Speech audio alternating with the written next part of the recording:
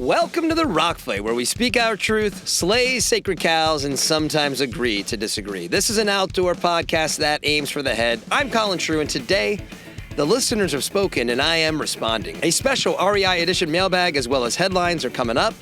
But before we get to that, a few housekeeping items. As usual, please follow and rate the Rock Fight wherever you're listening on any podcast app.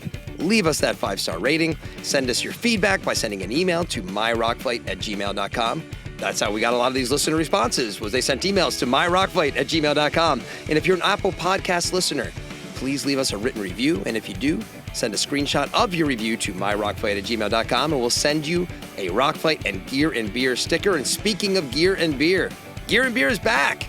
Go listen, follow, and rate Gear and Beer wherever you're listening to this podcast. This week we put up the PFAS buying guide with Meg Carney. Next week we're featuring a brand you may not be familiar with. Gear and Beer is the outdoor podcast you need and you deserve right now, so check it out. Lastly, head over to rockfight.co, click join the mailing list. You can get our weekly newsletter, News from the Front, just like Hans Gruber does. Get it in your inbox every Sunday morning. All right, let's start the show. Welcome to the Rock Fight, Rock Fight, Rock Fight. Hey, and before I really get into it, for all you Hausman files out there, Justin will be back next week when we start an edition of headlines focused on more adventure topics. So Mondays will be industry focused. And then later in the week, the Hausman will be back to talk about getting outside. Good stuff on the way. Hope he's having fun on his vacation. But for today, I didn't want to be seen as doing the same topic 2 weeks in a row. But I got so many listener responses to last week's REI conversation that I need to do a mailbag and address some of them. If you missed last week's episode, I've linked it in the show notes. But basically, I gave you my response to REI's vendor awards winners and how REI is trending more and more towards general sporting goods and further away from being a hardcore outdoor retailer. And how that trend combined with the recent participation numbers from the OIA make REI kind of the most vulnerable outdoor retailer we have. And I had a variety of listener feedback. I also got some inside the industry responses from folks that I trust. So I wanted to use all of that to provide some additional context to what we spoke about a week ago. First up is a comment that was left on Apple Podcasts from Camping Kev, who also left a 5-star review. So even though he was a little critical of the conversation, he still left a 5-star review. So thank you, CK. That was very kind of you. But Camping Kev writes, "Let go of the REI Dick's comparison. I get the point, but REI is so different than Dick's. You can't get climbing gear. There's a 1-year return policy, local volunteer opportunities. Sure, they have issues like union busting, but I know the folks at my local REI and do activities with them. Time to move on." Again, thank you, Camping Kev, for writing in. And honestly, the only issue I take with what you had to say was asking me to let it go or move on. I mean, come on, when have you've listened to the show long enough, you know I'm not going to do that. But what you're detailing about REI is exactly what I'm afraid of losing from them. What REI has to offer is unique and has been unique, but it has also been subtly changing, as I pointed out in last week's episode. And as another listener pointed out to Justin Hausman this past week, REI's biggest differentiating factor are the dividends you earn by shopping at their co-op. That's something we didn't address, but that's a huge differentiator.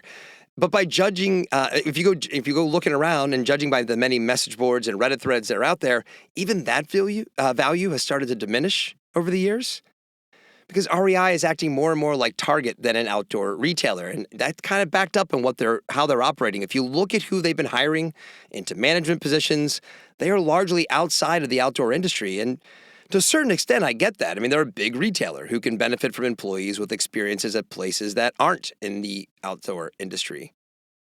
But there's a downside to that. I had an industry friend who recently had an encounter with an REI manager who openly admitted to them that they know they're not connecting with their customers in stores.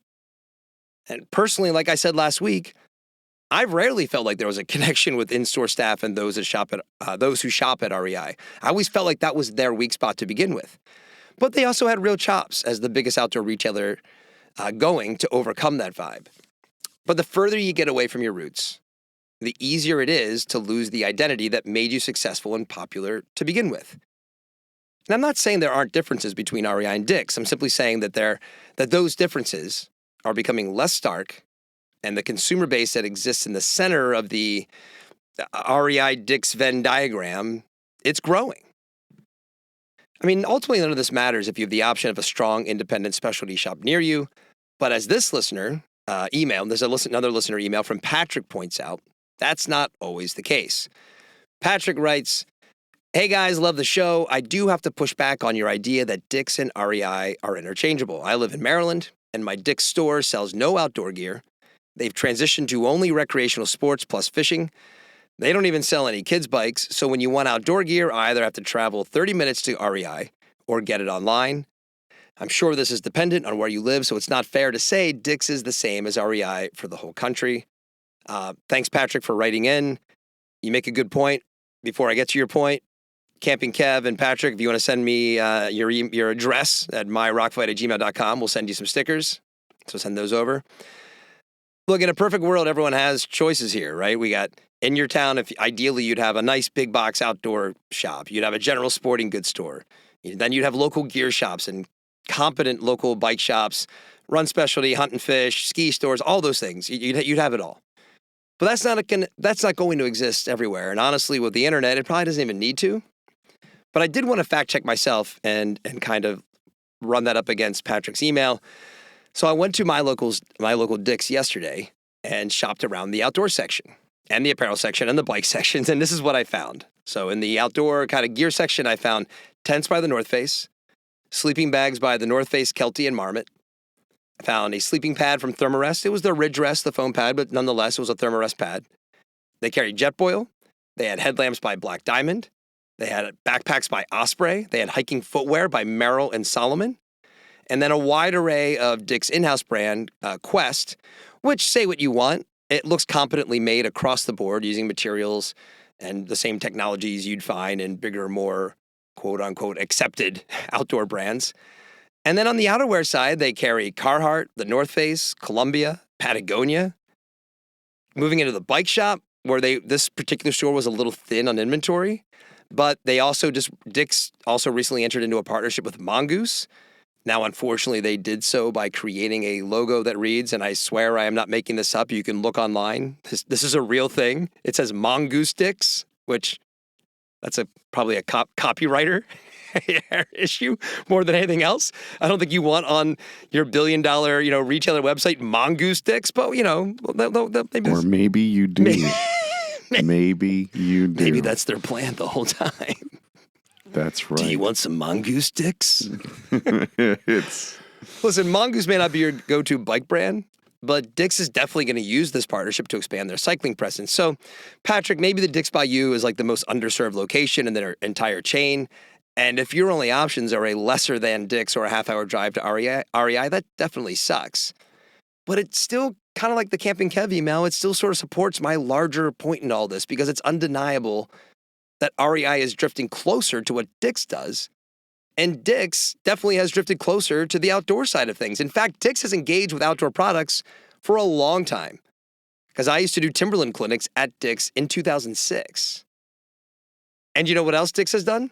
They've started Public Lands, which is their version of a specialty outdoor store, with all of the categories you can't find at a regular Dick's, but you can find at a regular REI.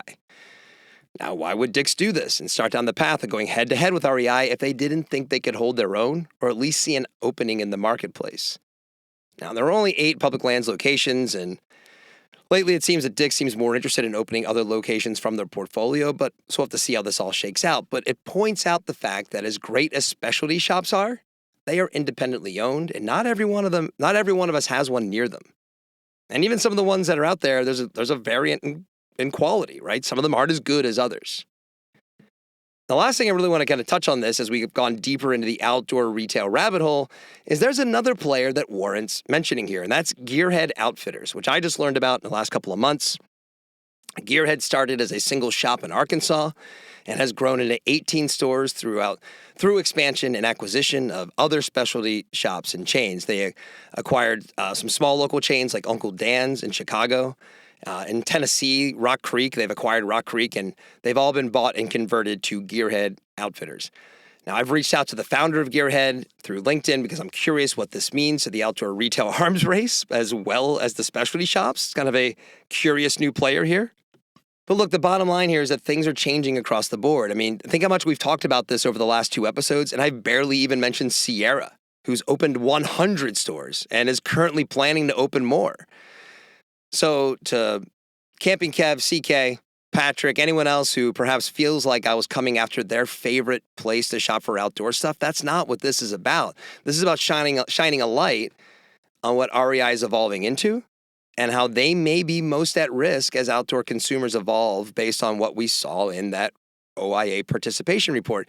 And the risk may be minimal and maybe nothing much changes. I don't know. But just it does definitely feels like things are changing. And to sustain where we currently are, we need to continue to make way more stuff than we can likely ever consume. Sierra, the retailer founded on selling outdoor brands misfits, is the best example of this. They're planning on opening 26 new stores this year. Growing off of that, REI is planning to open 10 more stores this year. Dick's has over 30 stores planned to open in 2024, split across their various names and properties. So I really have no predictions to make. I think I just wanted to provide some context to last week's conversation. And just, for those of you who don't see the REI Dick's comparison, they're closer in what they do than you may want to admit. And they are definitely way more important to your favorite brand than you may be comfortable with. So this is a topic I'm sure we'll continue to return to, not for a few weeks at this point, but send any more additional thoughts that you may have, if you haven't already, to myrockfight@gmail.com. I do want to bring in producer Dave. Dave, any thoughts? Because you were part of the conversation last week. Anything this extra context that springs to mind? Nothing really to add to what you were saying. I nailed it all. I just all of this just kind of keeps coming back to the importance of REI in our ecosystem. Yeah. That we are better off with a healthy REI. Again, I think it cannot be understated how important it is in some areas of the country to people that is their central way to connect with outdoor community and get the gear that they need to do what they want to do. So, I mean, it serves such an important part. And if it does, or as it drifts to more kind of same with some of these other things, that we're going to lose that regardless. And we say that not out of spite, but out of just, desire to keep that place, kind of as we know it. Look, you got to change, you got to grow. I'm all about additional lifestyle, categories to the mix. That's the reality of the outdoor participation, but we do hold them to a higher standard. We do not want them knocking off the vendor partners in such an obvious degree and just undercutting. I don't want them busting unions like a Carnegie, right? It's just like there's just some things that we like to see as a community. We just want to see them kind of hold themselves to a higher standard in that regard. And so that's on us. That's our own expectation. But I do think this is a good conversation at a place, and I don't want it to become, I don't know, like the H&M of the outdoors. That's I think that's probably almost the most likely outcome, right? Because it's not that they're going to go away or all of a sudden REI closes, but you hear stories about how you get in the good graces as a vendor with them, and the things they will hold over you to order. And I don't want to talk specifically about that here. I don't know if this is the time or place, but how much it costs for you to be able to do clinics in their stores. Those things didn't exist before. And then you look at to my point, what I said earlier, the evolving, landscape of who they're bringing on. I have a tough time picturing 1960s, 70s REI, not at least engaging in a union conversation. Now, like, they kind of run the standard union busting playbook, like by the numbers. It's different. And maybe it doesn't matter. Maybe REI, this stuff just happens and that's just the way it is with REI now. But I don't know. It feels like it's different than it used to be. Well, look, and nothing is static. So there is an opportunity out there for the next retail group to come up and expand and start to challenge them in markets that they don't. I mean, we see regionals like Evo out here in the West has a unique concept of a multi-sport, multi-consumer concept. We've seen a lot of consolidation in the specialty area, and so why not one of the specialty groups start to also expand and build themselves up and start to take more square footage in places. So it's dynamic for sure. This is just the leader that we have, and I think we're going to stay focused on it. Static ropes are static. You said nothing are static. That's electricity can be static. Is it real? Can you touch it? When it's dark, you can see it. It's got to be real, right? I mean, Is it like birds? well, all right. All this means that it's time. Time for our weekly segment to make sure you're getting more out of the outdoors. Time for More with Thermal. So we're going to be talking about a headline in a few minutes involving ingredient brands. But before we do that, I want to make sure you all know about the original ingredient brand, Thermor, founded in Italy. Thermor has been making insulation to keep you warm during your outdoor adventures since 1972. But they've also found new and interesting ways to make garments look different with products like Eco Down Fibers Marble, providing the same level of performance and softness as Thermor's Eco Down Fibers product, which we've talked about a bunch on the show before. Eco Down Fibers Marble opens a new creative dimension to thermal insulation. Every garment will look different, thus providing loads of possibilities to designers and allowing them to create unique, one-of-a-kind pieces of art that you can wear. And look, here at The Rock Fight, we know we have the ear of the outdoor industry, so designers and developers out there listening, hit up Thermor today to learn more about how you can implement Eco Down Fibers Marble into your upcoming slate of apparel. Because whether it's making amazing new garments or it gets you out on the trail, you can do more with Thermor. All right, well, let's run through some headlines to come out of the outdoor industry over the past week or so, starting with the latest from Black Diamond. SGB reported this week that BD's parent, Clarus Corporation, reported a losing second quarter for the famed climbing brand, who reported sales of $36 million, compared with $40 million a year ago. This is in line with several other brands' earnings that we've talked about recently on The Rock Fight, and is sort of reflective of the current state of outdoor retailer coming out of COVID. But there was one factor that was reported that I thought warranted mentioning, because it's the first time I'd seen it referenced in an earnings report. Clarus and BD pinned part of the decline on PFAS. Per the SGB article, the quote is, "The decrease in gross margin was primarily due to an increase in PFAS-related inventory reserve expenses." Now, separate from the health concerns around PFAS, this is the outcome many have been bracing for since California passed new regulations on products containing PFAS. And not to just Monday morning quarterback it, but it's also a problem that most outdoor brands have created for themselves by not being proactive and updating their product lines to remove PFAS, despite having literal decades of advance warning.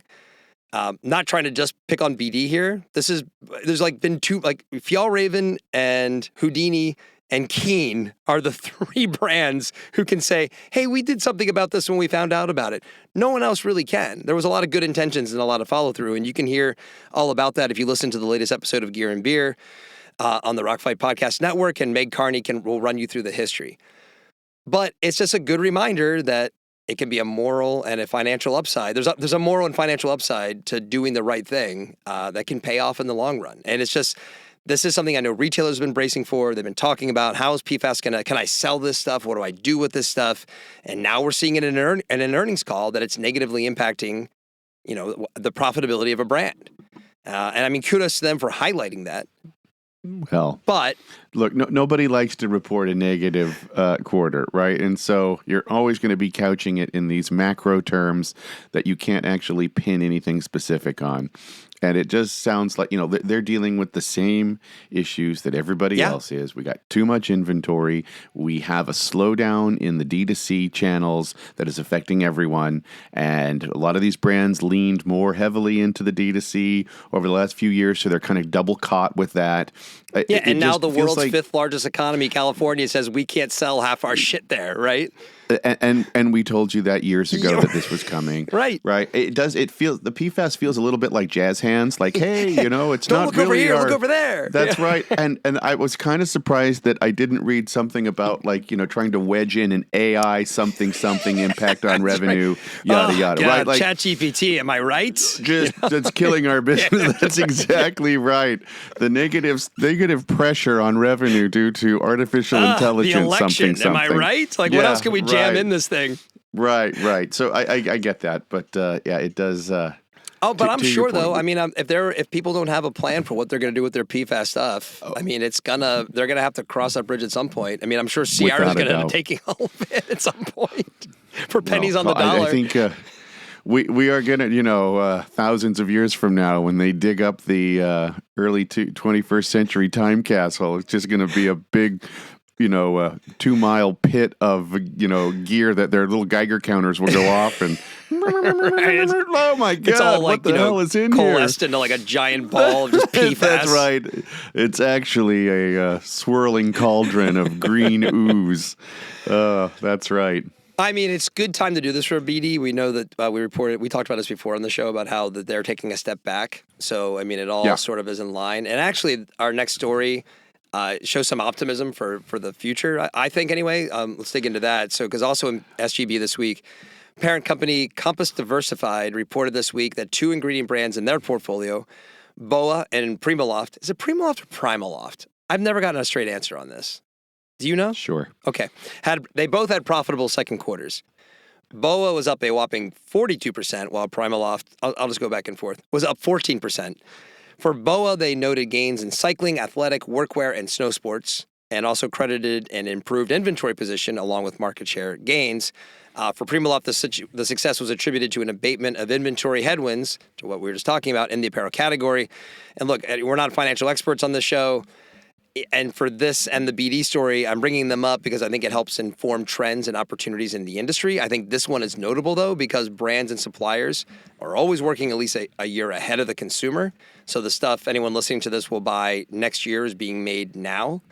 So to see 2 ingredient brands, 2 suppliers to outdoor brands, be up in the second quarter, it's a good sign that things should be improving as we get into 2025. No. I was just saying, in terms of there's a couple things about the ingredients. Like I think you did touch on it. They really are the bellwether to kind of foresee what's about to happen or what's coming down the pike. And so, it is a good sign that we have a couple ingredient brands noting some gains in that. That does feel like that perhaps some categories are feeling a little better about their inventory.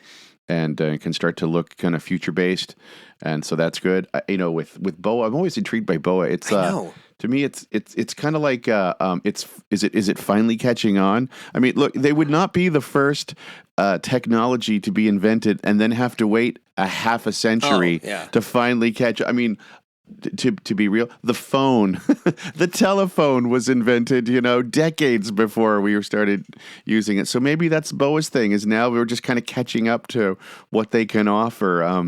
And who knows, maybe they will play. Yeah, and we talked about them a couple of weeks ago. That might just be new opportunities, just things kind of cropping up, like you said. For Primaloft and apparel, though, I think it's kind of like you were saying, it's super encouraging. Because even on the BD thing, like there's just all sorts of issues from too much stuff in PFAS. That are a challenge. So for Primaloft, who sells insulation to outdoor brands, to have sales going in the right direction, I mean, that's a real indicator.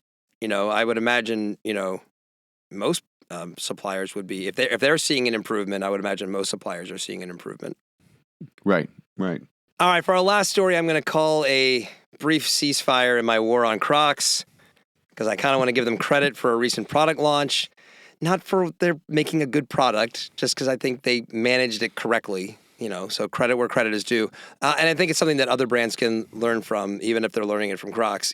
Per Footwear News this past week, Crocs is going to be doing more in the sneaker space based off the success of their May sneaker drop of the Crocs Juniper, which featured a truly bizarre design by, I believe the designer's name is Salah Bembury. The $140 sneakers sold out within minutes of release and has since appeared on the secondary marketplace at various multiples of that original price. So Crocs apparently is intending on doing more in the sneaker market. As I was reflecting on this, I think I would like to see people take the right lessons away from this. And I think that's, around exclusivity and creating demand and that being a good thing. I think you can look at sneakerhead culture and new product drops on the more fashion side of the active marketplace that back this up. But I learned this lesson on the outdoor side of things when I was tech repping for Timberland. It was at the tail end of the yellow boot, kind of the urban footwear craze that elevated Timberland from being an outdoor work boot maker to a $1 billion fashion brand. The downside to that success was we lost credibility in outdoor. So this was the early 2000s where outdoor credibility was tied to specifically specialty retail. Which is probably why you hear me going on and on about it on this podcast, because I really believe in it. Timberland was selling their outdoor shoes not just at big sporting good retailers, but also on their website. And this is at a time when D2C was not as accepted as it is today. And as we look to reinvigorate, as we were looking to reinvigorate our outdoor position, we created relevant, technical savvy shoes, but we sold them exclusively at Outdoor Specialty. We went out of our way to create FOMO and demand at a time when we were at our least popular, and it worked. I remember sitting in meetings with big box sporting goods dealers who all wanted several of the shoes we had and them getting kind of pissed off that they couldn't have them. And the independents, of course, being stoked that we were the only place where you could get them. So a diversified distribution strategy is especially someone like Crocs, who's definitely matured. I've admitted we sort of lost the war on Crocs because so many generations now love them. They clearly have super fans who are going to sell out a new style drop. So their shoes may make me want to gag, but they have their fans and their followers. So I think, what they end up doing going forward with these drops, I think this is a model to kind of, continue to like create new products, interesting products for your fans and drop them in a way that makes them exclusive versus what they might do, which is just to now make shoes like this and sell them where they sell all of their Crocs. I don't know, Dave, what do you think? Well, fortunately, Crocs doesn't have any authenticity issues that they have to deal with in terms of introducing a new category, unless they introduce a shoe made with nails turned upside down that goes against their comfort. They find a way to like explain it away. The Crocs fans, we just put our gibbets on it. Well, that's right. As long as it's put a gibbet on it, that's exactly right. Go. We're bringing it back. Right, that's right. No, but comfort's their thing, and so these do share that kind of even that sight. Like you look at it, it looks comfortable, and I do think sneaker. Like where else are they going to go? I mean, they're already they're into flip flops, they're into their clogs. I like this. This is what they're kind of what they're doing is, and I don't know if people have seen it. Yeah, I'll link it in the show notes. It really is a getting molded around the sidewalls, big heavy molds. It's like you stepped in a giant dog turd and it curled around your shoe, and you're just like, yeah, I'm down with this. I'm just gonna keep it. But it was comfy. Yeah. But look, like there's a whole category that's kind of building up around this, like the Hoka Aura Primo, even the Space Hippie, Nike Space Hippie kind of shares this deconstructed kind of fatter look to it. The Yeezy Foam Runner kind of shares this. It's not quite a full-on molded. Are we still talking like about some Yeezy? of the Keens or the Moa. I'm just saying that's what a shoe looks that's like. True. This is not a judgment. And people, everybody's got their molded. Oboz has a molded. Kind of clog. So everyone's got their kind of piece like that, but these kind of extend that by putting actual kind of other materials along with that. And so it kind of gives it that kind of piece together, crafty look. So that's a kind of a becoming its own category. So that makes sense. And I'm glad that they're seeing this as that kind of next step. I'm not sure what this is, though, is a go forward design language for what is Crocs sneaker. And I don't know what that is. I mean, it just seems like a one-off or a style that will play out itself for a few seasons. That would make sense for something like this, and then it'll kind of fade. So I think finding a design language that they could then build off of a durable business would be interesting to see where that goes.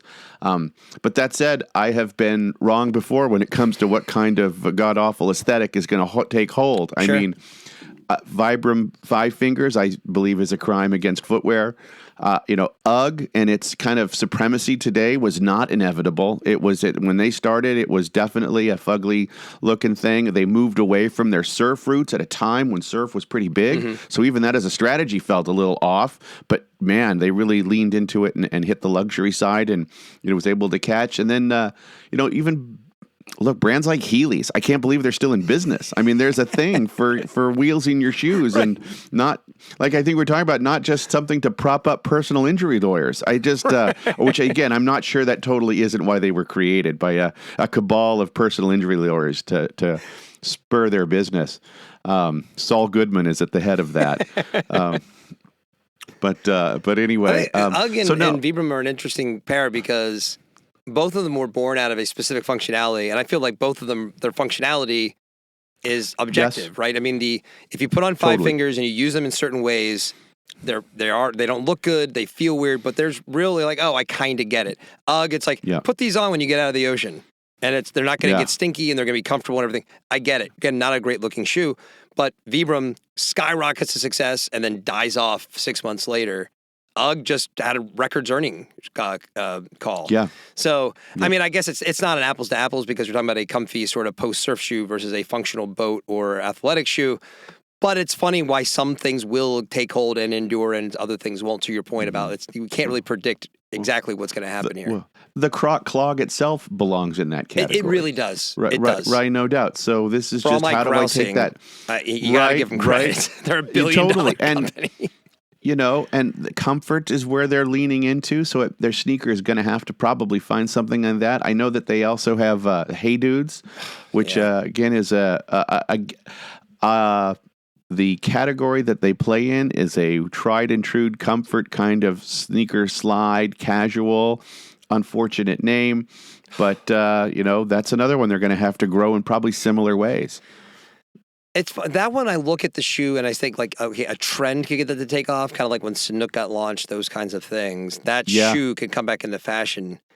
You do wonder if the name ultimately just weighs it down too much. It just not that they can't be successful, but does it stand in the way of truly They mass kind of already appeal? are. What's that? They kind of already are successful. Yeah, I mean, right. Yeah, good point. Right? You know, I mean, it's just like clearly it didn't. Yeah.